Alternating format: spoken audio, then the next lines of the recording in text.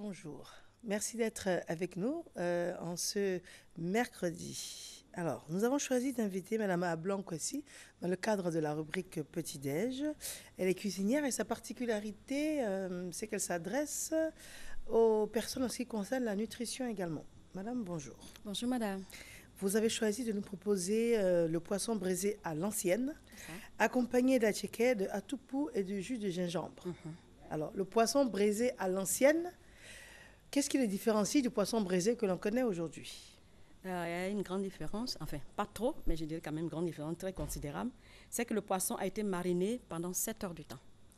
Ok, c'est une différence notable, oui. Dans une marinade composée justement des épices de grand-mère, comme j'ai dit, et puis un peu de gingembre, voilà. C'est ça. C'est la différence. La différence, c'est ça. D'accord. Donc on vous écoute. Hein. Et après, quand 7 heures de temps, quand on le sort de là, d'abord le feu est allumé, c'est-à-dire le charbon est allumé, laissé consumer pendant longtemps pour que tout ce qui est fumé, tout part. Et quand le feu commence à un peu, n'est pas trop ardent, c'est là qu'on dépose le poisson sur le feu. Et l'intérieur du poisson est fourré aussi des épices aussi. Épices aussi pour que la saveur se contamine dans tout le poisson. Souvent, quand tu mets le poisson sur la carpe, là, l'intérieur de la carpe est un peu amer quand tu enlèves l'intérieur de la carpe pour nettoyer. Et il y a un arrière-goût amer, souvent. Alors, avec les épices qu'on le fourre dedans, cela coupe le côté amer dedans. Très bien. Alors, on vous écoute. Quelles sont les recettes de grand-mère? Qu'est-ce que vous nous conseillez comme épices je dis grand-mère parce que, bon, là, les épices qui sont dedans, qui composent la recette de grand-mère, poisson braisé à l'ancienne, comme je dis grand-mère, ce sont des épices qui sont bons pour la santé, pour la circulation sanguine, pour la bonne vue, et de la mémoire aussi, et puis un antibio naturel aussi.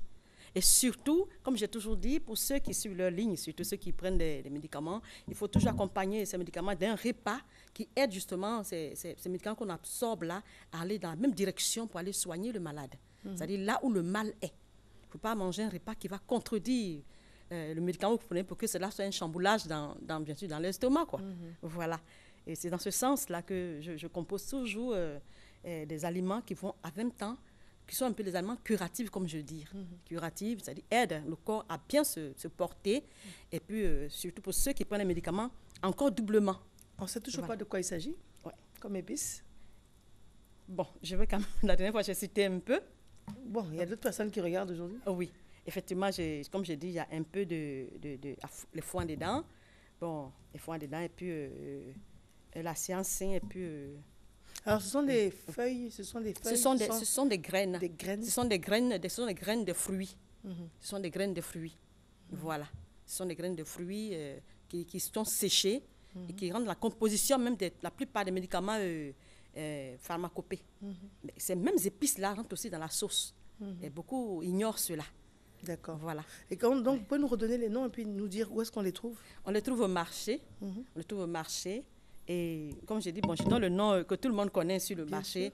Quand on dit foin, tout le monde connaît un peu. Les femmes qui savent vont demander. Et puis, quand on dit assez ancien aussi, les femmes aussi, ça vont demander aussi. C'est de quelle origine? C'est d'origine Akan. D'accord. Akan. Mais Dieu merci, même les gens du Nord le savent parce que ce sont la plupart des plantes qui même viennent de chez eux. Mais ils le vendent sur ces noms-là pour que les grands utilisateurs sont le Sud. Les grands producteurs sont du Nord. Vous avez vu cette cohésion. Voilà. Et elles connaissent tous ces noms-là pour vendre ces produits-là. Voilà. D'accord. Oui. Et généralement, on n'en fait pas des épices, hein? On néglige ces produits. On néglige alors qu'on devait même faire des épices privilégiées même pour nos repas. Compte tenu de ces apports même, thérapeutiques même pour le corps. Voilà. Mais on n'en fait pas. On le prend juste quand on a un bobo, il faut traiter quelqu'un, on le prend pour un traitement, alors que ça devait être d'un composant de notre alimentation. Oui. Et c'est très, très bon. Ça, c'était le secret de nos mamans d'avant. Ça ne manquait jamais dans leur repas, ce qui faisait que les petits bobos là, vraiment, c'était rare.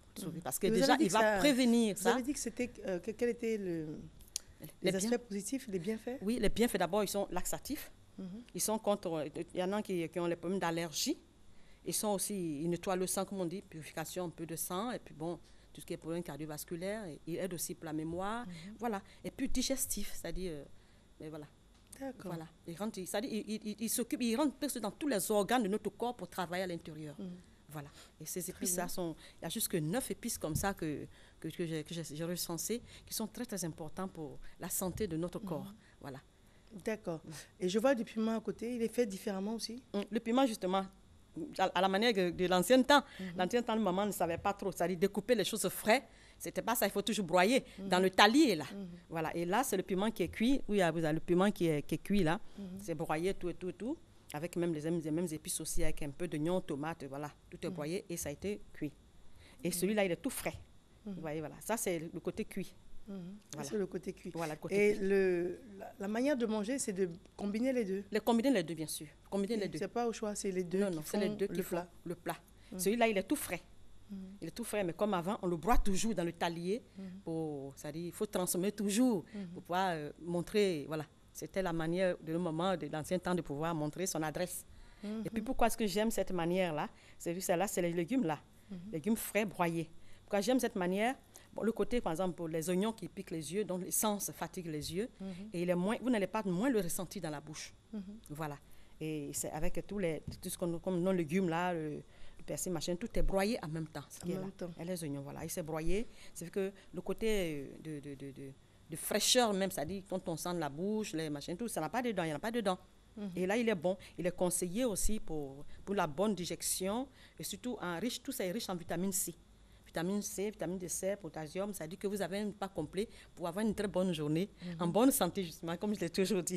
Et voilà. La tchéké, il est très conseillé? La tchéké, voilà. La différence, c'est que la tchéké, il est conseillé, mais voilà, j'ai présenté deux. La toupou et la tchéké sont faits du manioc, du tubercule manioc. La seule différence, c'est que la tchéké, il est fait avec le manioc frais. La toupou est fait avec le manioc frais, broyé directement, qu'on tamise et on fait la toupou. Il est riche. Pour les gens qui veulent vraiment gagner des forces, qui ne sont pas en régime. Donc la toupou est plus riche que... Oui, que la tchéké. Oui. Pourquoi? Parce que la tchéké, il contient un peu de ferment.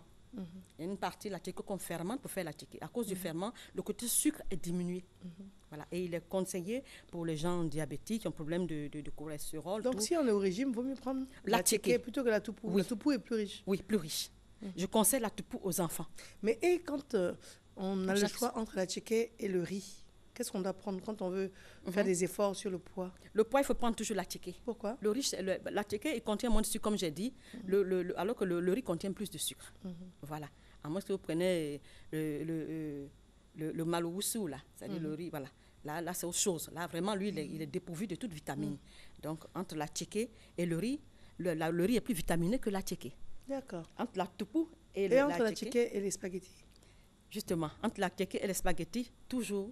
La tchéké est toujours plus pauvre. D'accord. Oui. Et les spaghettis et le riz? Un peu riche. Le riz, c'est plutôt le riz qui est encore plus riche que les spaghettis. Parce que lui, il est fait de blé.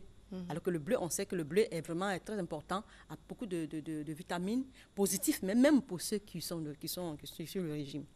D'accord. Donc, si on doit les classer, premier choix, la tchéké. Quand on est dans un cadre de régime, la tchéké. Oui.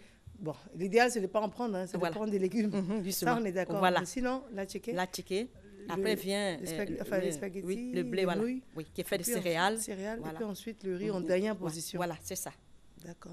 Et idéalement... Après ça, il y a le riz basmatique aussi qu'on peut prendre, le maloussou qu'on appelle le riz basmatique. Il est très bon là, parce qu'il est dépourvu de tout ce qui est sucre, tout ça. Mais les sucres, c'est pas ce qu'on trouve quand on veut laver le riz, c'est qui remonte l'amidon. Non, c'est pas ça. Quand vous mettez le riz à ébullition, le bouillon, qui est le premier bouillon, vous voulez pas? Bon, vous faites bouillir ça dans de l'eau. Vous renversez le riz et vous le lavez. Ce que vous jetez là, c'est ça qui est plus riche. C'est ça le sucre. Et voilà. Puis maintenant, vous voulez faire ça, puis maintenant, remettez encore le riz encore dans les choses pour faire la vapeur. Vous enlevez beaucoup de vitamines riches sur le riz. Je peux dire le sucre sur le riz. Okay. Voilà. D'accord. Voilà. Alors, après tout cela à l'ancienne, on termine par le gingembre à l'ancienne aussi. Voilà. Et là, je l'appelais, dans le temps, je me rappelle, puis on appelle ça le lomouroudi.